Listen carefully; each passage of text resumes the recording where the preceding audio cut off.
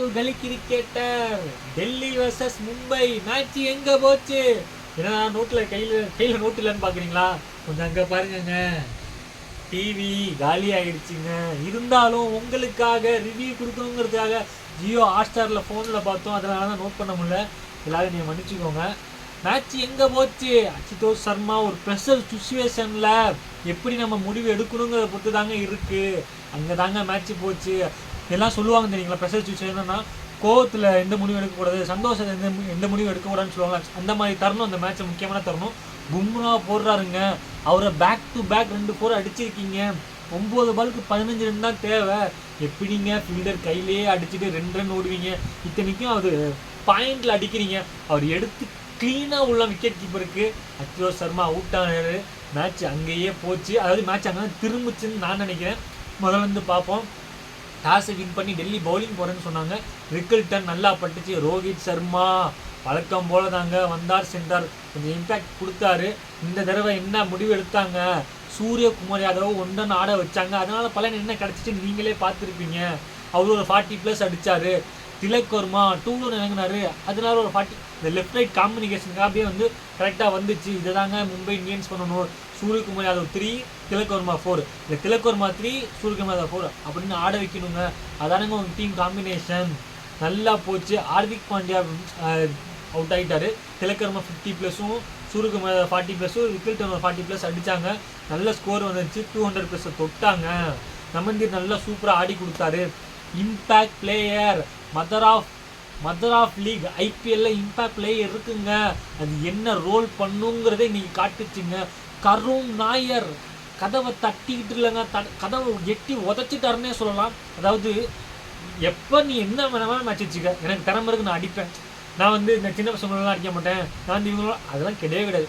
எல்லா மேட்ச்லையும் அடிச்சாருங்க. இந்தியா டீமில் வாய்ப்பு அடிக்கல, அதெல்லாம் பற்றி எனக்கு கவலை கிடையாது. எனக்கு the cricket give me one more சான்ஸுங்கிறத இந்த ஐபிஎல்ல ப்ரூவ் பண்ணாருங்க. டொமஸ்டிக் கிரிக்கெட் நம்ம பெரும்பாலும் பார்க்குறது கிடையாது, நானுமே பார்த்தது இல்லைங்க. ஆக்சுவலாக இந்த ஐபிஎல்ல தான் இந்த நேம் வெளியே வரும். வெளியே வந்துச்சுங்க. பும்ரா ஓவர் அடித்தாருங்க. பும்ராவுக்கும் கருண் நாயருக்கும் கிளாஷ் நடந்துச்சு. ஆக்சுவலாக கருண் நாயர் தப்புன்னு நான் நினைக்கிறேன். ஆக்சுவலாக 2 அடிச்சுட்டு ஓடும்போது பும்ரா அடிச்சுட்டு அது கொஞ்சம் சண்டே ஆச்சு. அது கொஞ்சம் ஃபன்னாக முடிஞ்சுன்னு நான் நம்புகிறேன். பும்ரா ஓவரே அடித்தாருங்க. கிட்டத்தட்ட 2520 நாளுக்கு அப்புறம் 50 போகிறாரு. அவர் கடைசியாக 2018 50 போட்டாருங்க. அந்த சான்ஸுக்காக வெயிட் பண்ணிக்கிட்டே இருந்தார். முயற்சியை விடவே இல்லைங்க. எந்த மேட்ச் போனாலும் அடிப்பார். டெஸ்ட் மேட்சாக அடிக்கிறேன், ஓடியே அடிக்கிறேன், T20 அடிக்கிறேன்னு சொல்லி அவர் ஒரு போராட்டத்துக்கு கிடைச்ச பலனாக தான் நான் அதை பார்க்குறேன். பட் மெக்கார்க் எதுக்கு இருக்காருன்னே தெரிலங்க. 5 மேட்ச் விளாண்டுருக்காங்க. 5 மேட்ச்லையும் பெருசாக பர்ஃபார்மன்ஸ் இல்லை. ஃபேப் டுப்ளசி எதனால உட்கார்ந்துருக்காரு? சரியான காரணம் இல்லை. அபிஷேக் பூரல் அந்தளவு படலைங்க. பாலுக்கு பால் ஆடினாரு. அப்புறம் KL ராகுல், அதாவது மேட்சை கம்ப்ளீட்டாக டாமினேட் பண்ணார் கருண் நாயர். அங்கேருந்து தோத்துட்டாங்கங்கிறத நம்பவே முடியலங்க. ஒரு வேற லெவல் சண்டேல ஒரு ஃபெஸ்டிவல் கிரிக்கெட்டுன்னு நீங்கள் சொல்லலாம். அந்தளவு சூப்பராக இருந்துச்சு. கடைசி முடிய திக் அப்படின்னு இருந்துச்சு. கடைசியில் KL ராகுல், அதாவது கருண் நாயர் ஸ்கோர் எடுத்துட்டிங்கன்னா டெல்லியில் ஒன்றுமே இல்லை.